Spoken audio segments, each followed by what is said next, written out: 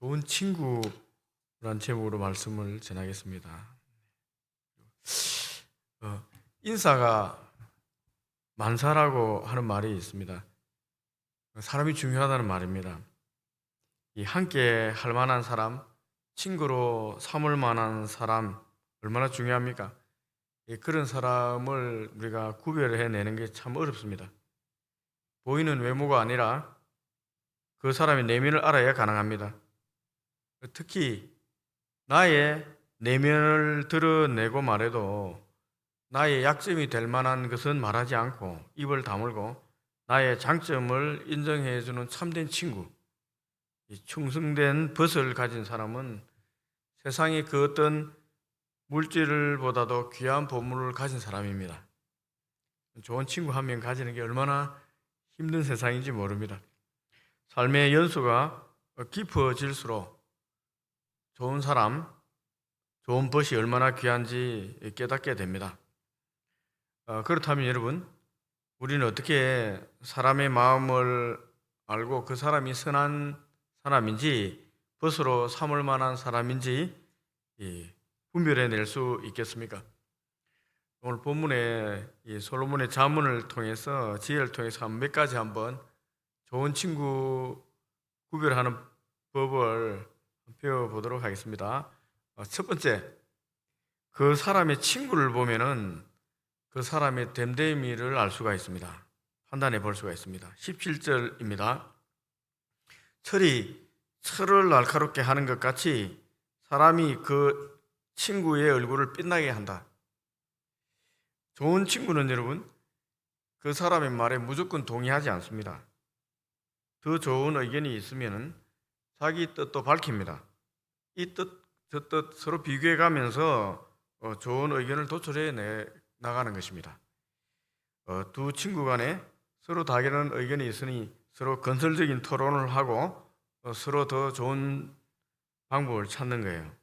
인격적인 이런 대화를 통해서 친구들 모두의 인격이 성장을 하게 됩니다. 유대인들의 공부 방법 중에 하브르타라는 방법이 있습니다. 두 사람 짝이 친구 사이에 자유롭게 묻고 답하는 토론 학습 방법입니다.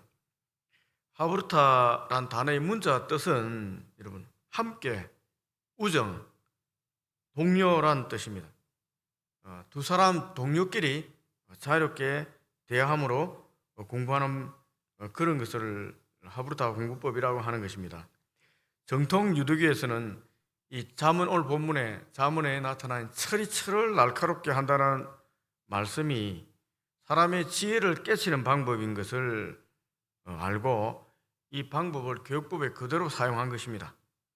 그래서 어릴 때부터 두 친구가 자유롭게 대화하면서 어떤 주제에 대해서 토론하고 연구하는 공부 방법을 도입했던 것입니다. 그래서 그런지 이스라엘 유대인들이 세계에서 가장 뛰어난 민족처럼 두각을 나타내고 있습니다.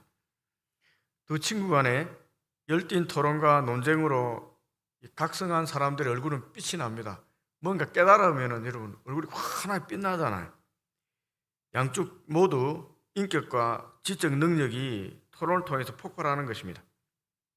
날카로운 칼이 부딪히듯이 두 사람의 인격과 지혜가 진지한 상의와 토론을 통해서 성장한다는 지혜를 말하고 있는 것입니다. 여러분, 좋은 성품을 가진 친구를 가지고 있으면 어떻게 해야 되겠습니까? 이 토론하고 대화하다 보면 그 사람의 영향을 받게 됩니다. 그러면 좋은 성품을 가지게 됩니다. 지적으로 뛰어난 친구를 가지고 있으면 어떻게 해야 되겠습니까? 지적인 자극을 받게 됩니다. 그래서 나도 좀 지적으로 성장해야 되겠다는 욕구가 생겨서 지적으로 성장하게 됩니다. 충성되고 의리가 있는 친구가 있으면 그 사람도 역시 삶에서 충성된 사람, 성실한 사람으로 변화되게 됩니다. 반대로 친구가 야비하고 농담하고 음담 패스를 좋아하는 사람이라면 그 친구가 어울리다 보면 자기도 모르게 그 친구의 영향을 받아서 자기 입에도 야비한 말이 나오고 음담 패설이 나오고 농담이 나오게 됩니다. 제 딸들도 학교에서 친구들에게 이상한 말을 들어 집에서 사용하는 걸 제가 듣곤 합니다. 저와 아내가 깜짝 놀라서 도대체 어디서 그런 말을 하느냐고 물어봅니다. 그럼 학교의 친구들은 다 이렇게 얘기해 라고 얘기합니다. 그러면 아무리 학교 친구들이 그런 말을 사용하더라도 우리들은 예수 믿는 사람, 그리스도인이기 때문에 그런 말을 사용하면 안 된다고 주의를 줍니다. 아마 그런 말을 사용하지 않으면 대화가 안 될 것 같아요. 그래도 그런 말을 하면 안 된다고 주의를 줍니다. 예수님 믿는 우리가 사용해야 할 말이 있고 그렇지 않은 말이 있다고 얘기해 줍니다.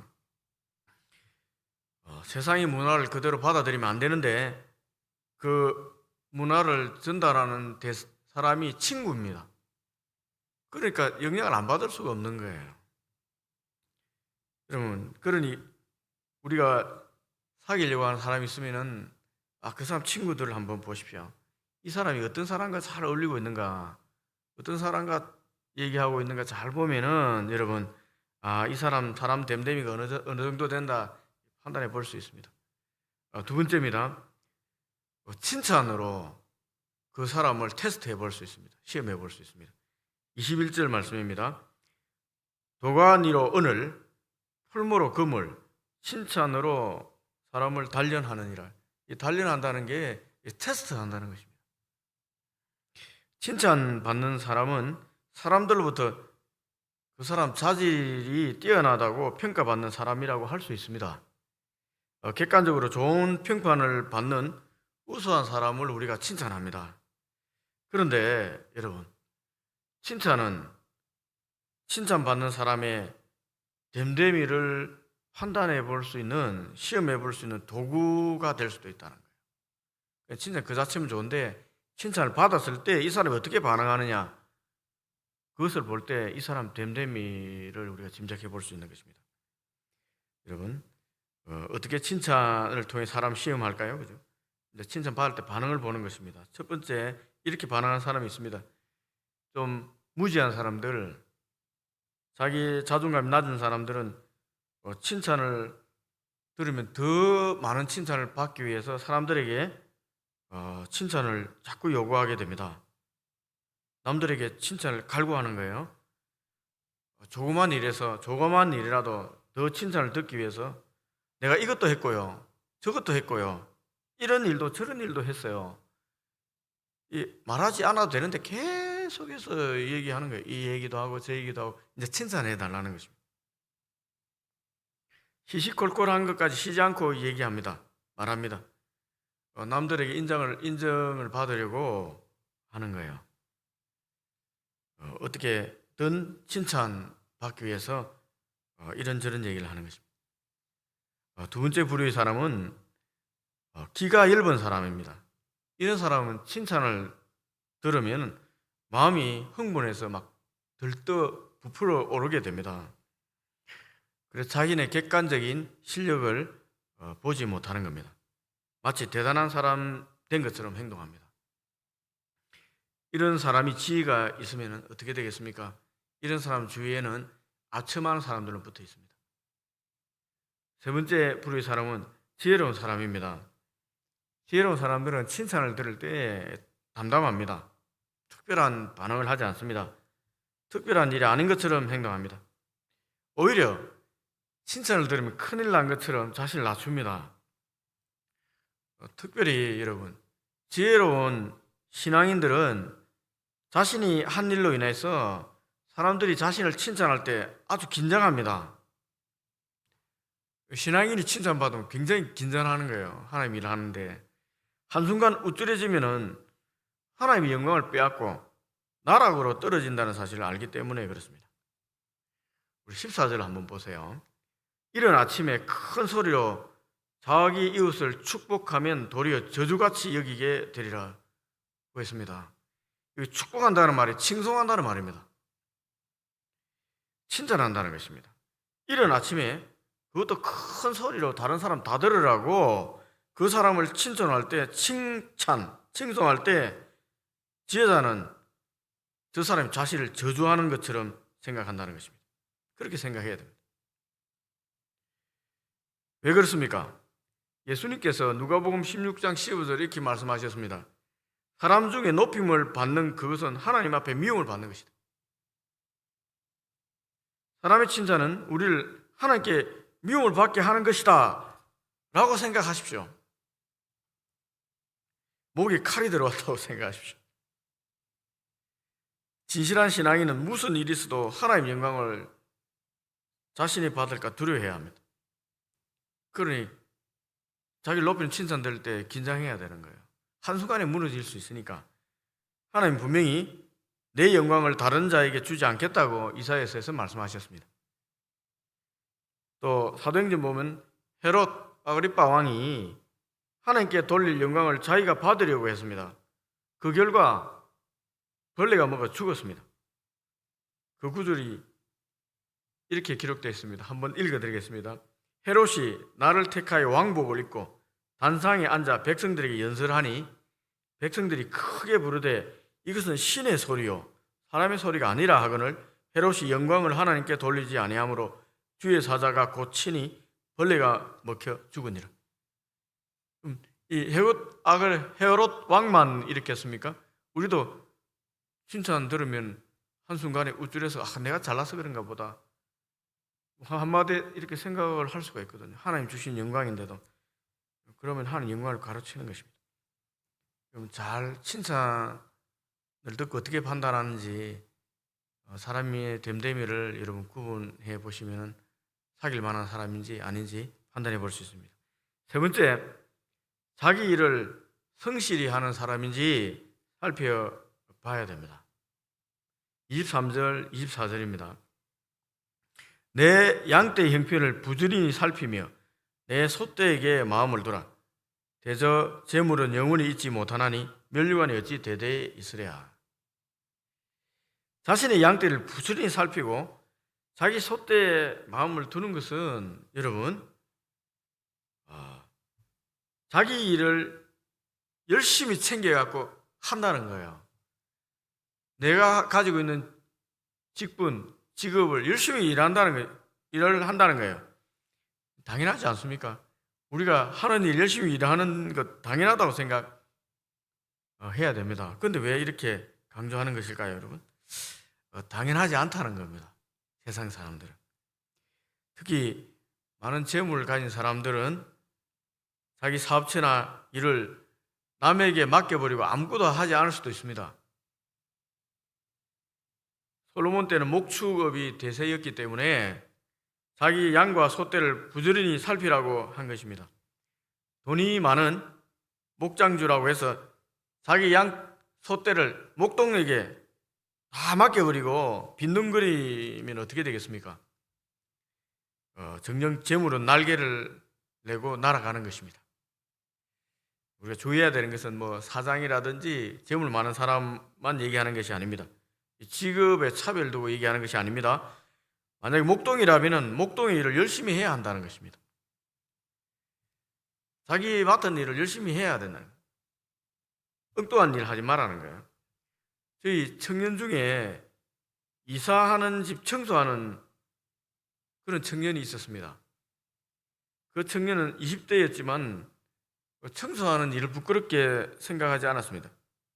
그래서 그런 보람을 가지고 열심히 이삿집에 가 청소했습니다. 일이 점점 잘 되자 몇 명의 아르바이트생을 고용해서 자기가 직접 일을 하게 됐습니다. 이른바 사장이 된 겁니다.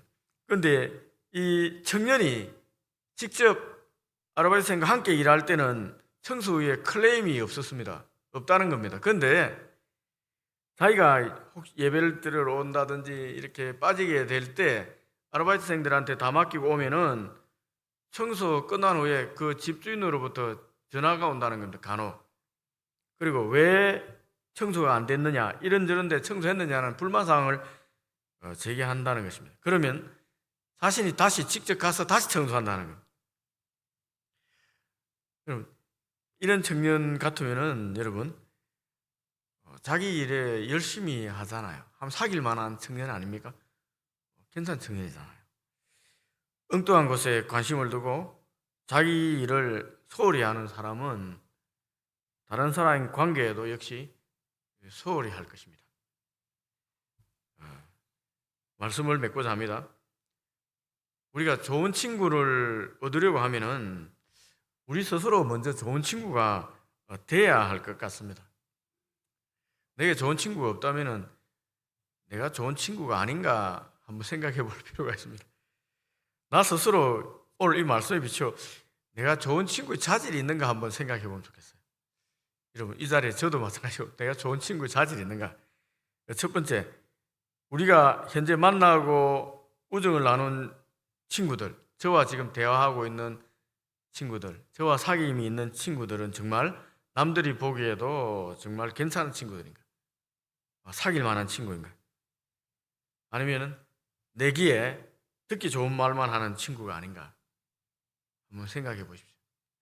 두 번째, 남의 칭찬을 들을 때 우리는 지혜롭게 반응하는가 한번 스스로 한번 살펴보십시오.